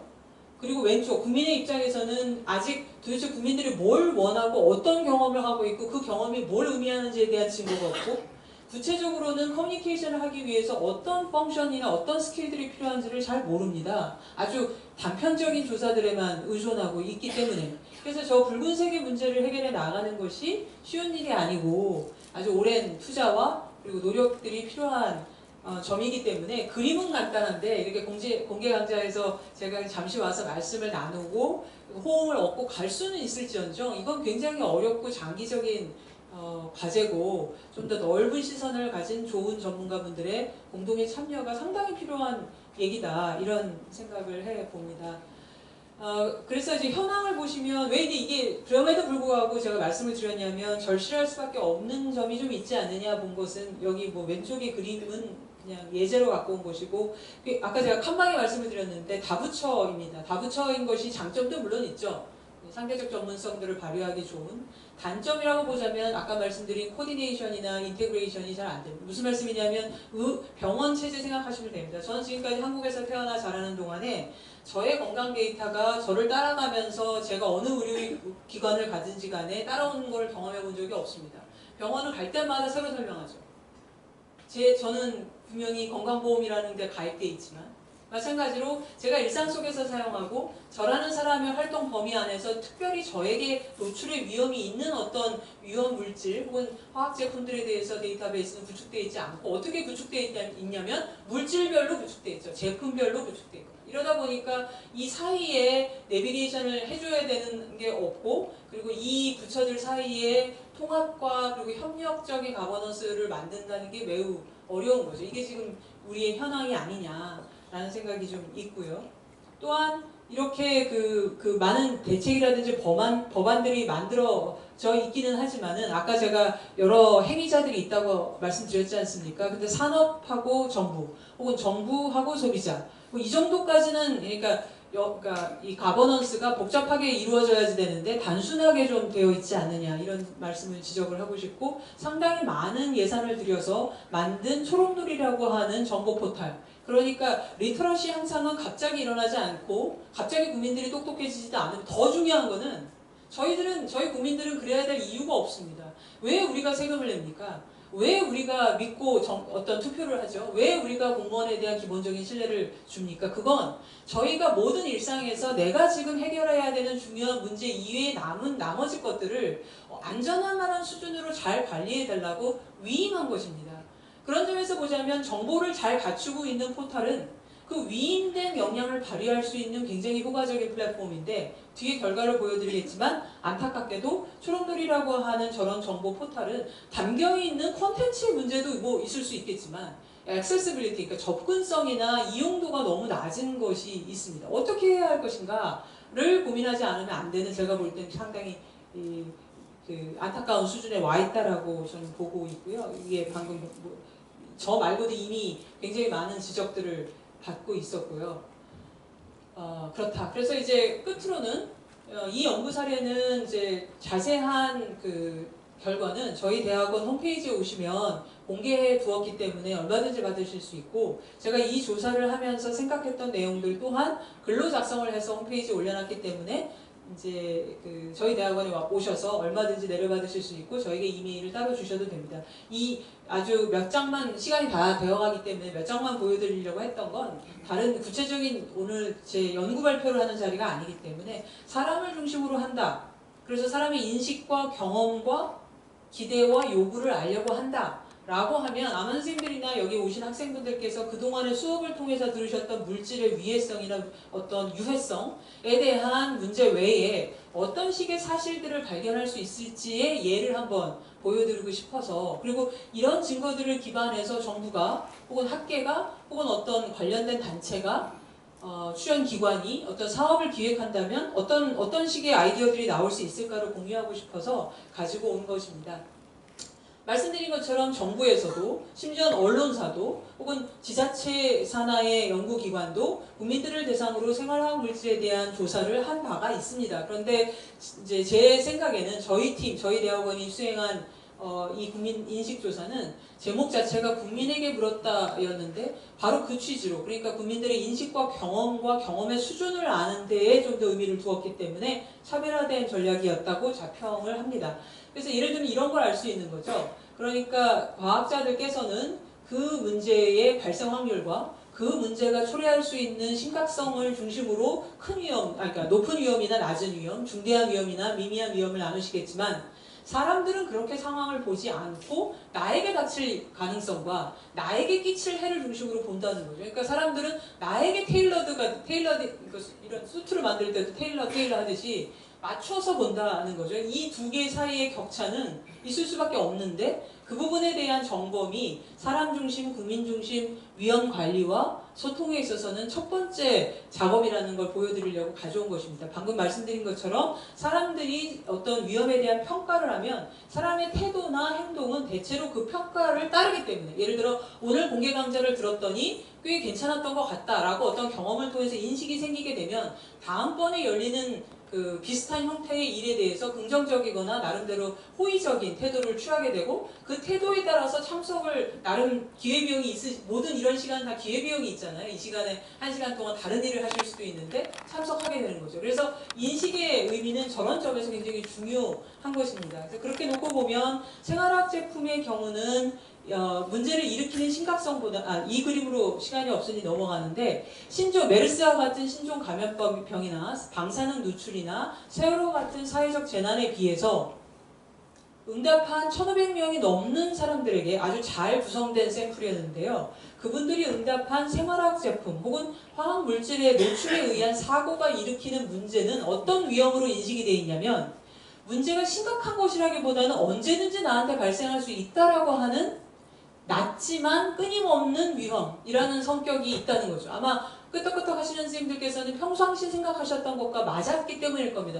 무슨 말이냐면 그런데 만약에 저런 위험에 대해서 방사능 누출이나 아니면 무슨 다른 어떤 위험에서 사용되는 위험관리 대책을 적용하거나 그런 소통 전략을 적용한다면 효과가 떨어지겠죠. 그런 점에서 이런 부분이 의미가 있습니다. 마찬가지로 아까 이기영 교수님께서 이제 사용하는 거 편리하니까 쓰고 시어머니 오시면 쓰고 맞습니다. 왜냐? 실제로 조사를 해봐도 그 생활 속에 있는 화학 제품은 위험에 비해서는 편익의 응답이 높습니다. 즉 사람들은 그렇겠죠. 인지 부조화가 있지 않고서야 이거를 지금 제가 입에다 대고 만약에 쓰는데 이게 너무 위험하다고 생각하고 편리함이 없으면 안 쓰죠. 못 쓰거나. 근데 쓴단 말이에요. 근데 저는 이번 조사에서는 할 수 없었지만 제가 왜 커머셜 광고를 분석하려는 아이디어를 이때 끄집어냈었냐면 바로 저 편익에 영향을 미치는 게 뭐냔 말이에요. 저 편익의 평가가 혼자 한 건가요? 국민들이 혼자? 모든 사람들이 이 제품은 편리하다는 얘기를 다 마우스 투 마우스 커뮤니케이션으로만 하지는 않죠. 어디서 들었을까요? 선생님들한테 들었을까요? 저는 아니라고 생각합니다. 여기에 커머셜의 파워가 있다. 여기에 있다. 담배 광고를 영화에서, 드라마에서 없앴을 때 어색했죠. 블러 처리하고 막. 그렇지만 그 효과가 없지 않죠. 아, 저건 안 좋은 거구나. 저 문제가 있는 거구나. 어색하긴 하지만. 심지어는 요즘 이런 표현을 써요. 이제 저희가 조사를 해보면 옛날에는 그 흐린 거가 싫었는데 요즘은 그걸 지우면 담배 냄새가 화면을 뚫고 나오는 것 같아요. 반응이 있는 거예요, 교육 효과가. 근데 생활학 제품의 경우는 저는 궁금한 게 저 그 높은 수준의 편익 인식에는 미디어의 영향이 컸을 것이다. 그래서 이 부분 따져봐야 되겠죠. 이렇게 사람을 중심으로 조사를 하면 이제 뭘 다음으로 조사할 것인가가 조금씩 나오게 되는 거죠. 그런 것을 공유하고 싶어서 말씀을 드린 겁니다. 그리고 이 위험과 편익을 가지고 저희들은 보통은 이제 누구냐를 프로파일링을 해야 되잖아요. 이런 분석을 할 수가 있어서 집단을 찾아냅니다. 유독 생활학 제품에 대해서 위험하게 느끼는 사람들, 유독 편리하다고 느끼는 사람들 찾아낼 수 있는 거죠. 시간이 없지만 오늘은 이렇게 가능하다는 것만 보여드리고요. 그런데도 이제 예상한 것처럼 저 집단별로 사람들이 취하는 행동이 다르다. 생각해 보시겠어요? 위험을 낮게 보니까 안전 행동을 하겠습니까? 안 하겠습니까? 아까 이기영 교수님 말씀해 주신 것처럼 환기를 해야 된다, 안 해야 된다. 그 사용법 자체를 안 읽어요. 편리하다는 인식이 높으면 높을수록. 그렇죠? 근데 그런 것에 대한 분석 없이 안전지침서를 읽으세요. 아, 우리 국민들은 안전지침서를 안 읽어요. 이래가지고는 안 된다는 거죠. 그리고 정서도 굉장히 중요한 분석이라 오늘 학회 온 김에 꼭 공유해드리고 싶었는데 사람이 취하는 태도는 부정적이거나 긍정적인 태도는 생각보다 강력하게 오래가는 효과를 줍니다. 그래서 생활학 제품에 대한 태도가 부정적인지 긍정적인지 그리고 저 태도가 시간에 따라서 변화가 저희가 퍼블릭 캠페인을 했을 때 환경보건학회가 보건대학원과 만약에 어떤 캠페인을 했다. 한 1년 뒤에 저 태도 변화가 있는지를 점검하는 건 효과가 있겠죠. 중요하겠죠. 이런 것이 가능하고 케모포비아 같은 것도 이렇게 조사를 통해서 전체 인구 집단 저희 조사한 샘플의 15.4%는 저희가 뭔가 개입을 하거나 지지를 제공해야 되는 케모포비아 잠재군으로 확인이 되었다. 이런 조사들이 가능한 겁니다. 그리고 그 사람들의 특징 행동도 찾아볼 수가 있고요. 이 부분 아까 이경 교수님 말씀 때문에 요거는 30초라도 말씀을 드리고 싶은데 제가 좀 깜짝 놀랐던 게 저희는 세 가지, 그러니까 세제하고 스프레이 제품 같은 것들 소독제를 물어봤는데 저희는 여론조사였기 때문에요. 시간 다 됐다고 하는데 여성이면서 그러니까 40, 50대 여성이면서 고졸 학력자의 경우 이런 생활학 제품들을 가장 많이 사용하고 있었습니다. 그러니까 여성들이 많이 쓰는데 문제는 그분들 중에 안전 지침에 대해서 읽고 따른다라는 사람들의 수준이 너무나 낮았던 겁니다. 그런데 그 낮은 것이 유럽이라든지 이런 해외에 비해서 정말로 너무나 현격히 낮았었고요. 이건 정말 문제입니다. 그러니까 리터러시가 낮건 지식이 낮건 그걸 지적을 하는 건 쉽지만 확인을 한 다음에는 뭘 해야죠. 우리가 뭘 해야 된다는 증거를 막 나타냈고 이분들의 경우가 문제가 가운데 있는 거 안전지침 읽고 해봐야 그게 무슨 도움이 되느냐에 대한 인식이 낮은 겁니다. 이런 조사들을 할 수 있다는 거 보여드렸고요. 실내 부분도 아까 나왔는데 이거 되게 중요합니다. 아까 정부 당국 말씀을 하셨는데 우리 국민들의 경우는 정부가 굉장히 중요한 관리자라고 생각합니다. 가장 중요한 관리자. 그런데 이 집단의 신뢰도는 높지 않습니다. 그렇죠? 여기 계신 선생님들 같은 전문가 어떠십니까? 신뢰도는 정부보다 높아요. 그런데 중요성 인식에서 그렇게 높지 않습니다. 그러니까 제일 좋은 건 이 플레이어들이 다 이 우상향으로 올라가야 되겠죠? 중요하고 또 믿는다. 이렇게 되려면 한참 걸린다는 거를 보여줄 수가 있는 거죠. 이런 거고요. 그리고 아까 말씀드린 초록놀이를 비롯한 생활학적 관련해서 정부가 노력했던 것들에 대한 인지가 낮습니다. 그러니까 이거는 소통이 부족했거나 뭔가 이유가 있어서 지금 저렇게 인식이 낮은 거죠. 이런 분석들을 할 수 있다는 거고 결론은 그러니까 중요한 건 제가 강조하는 것은 사람 중심의 생활학 제품의 안전관리 체제를 만들어 보자는 어떻게 보면 굉장히 추상적으로 들리실 수 있겠지만 그래도 한 번은 말씀드리고 싶었고 특히나 위험과 관련된 소통 자본을 그러니까 캐피탈이죠. 소통의 이 내실, 소통의 내적 기반들을 강화해야 될 필요가 있고 이건 연구이기도 하고 이건 노력이기도 하고 이건 투자이기도 한데 다 해야 되겠다. 특히나 이런 지금 우리나라 국민들의 과학 정보에 대한 이해나 안전 정보에 대한 이해나 것들이 상당히 낮기 때문에 이 부분을 생각해서라도 좋아져야 되겠다. 이 정도로 이제 오늘 제가 드리고자 했던 말씀은 마무리를 지을 수 있을 것 같습니다. 처음이기도 하거니와 정확한 청중이 기대나 요구를 제가 잘 몰라서 좀 그냥 제 중심으로 강의를 구성을 했는데 그래도 조금이나마 메시지가 있었기를 바라고 문의나 기타 내용에 대해서는 연락을 주시면 잘 반응하겠습니다. 감사합니다. 시간을 맞춰주고 좋은 내용 발표해 주셔서 감사합니다. 오늘 아침에 많은 분들이 오셔서 이렇게 공개 강좌를 들어주셔서 감사드리고요. 혹시라도 질문이나 어떤 연락이 필요하시면 저희 학회를 통해서 하셔도 되고 여기 지금 나와 있는 연락처를 통해서 연락을 주시면 감사드리겠습니다. 네, 아침 참여해 주셔서 감사드립니다. 이만 마치도록 하겠습니다.